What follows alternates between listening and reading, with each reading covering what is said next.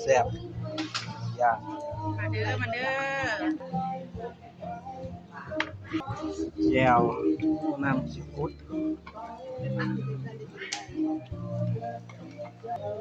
ข้าวเด้ออีกแห้ง ข้าว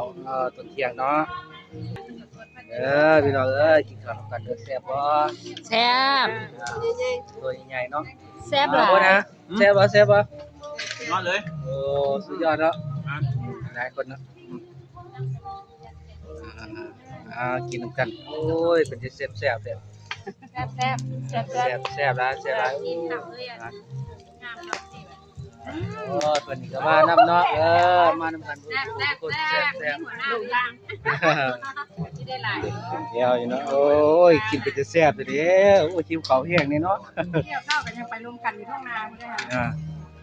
โอ้ยแซ่บได้ แซ่บหลาย แซ่บบ่เอ้ยโอ้แซ่บแซ่บเนาะโอ้แซ่บเลยโอ้ยเลี้ยงหมูกรอบแน่เนาะ รถแพงอยู่หมู่บ้านไหนเนี่ย แซ่บ เวลามีคนมีงานจะเขาบอกว่า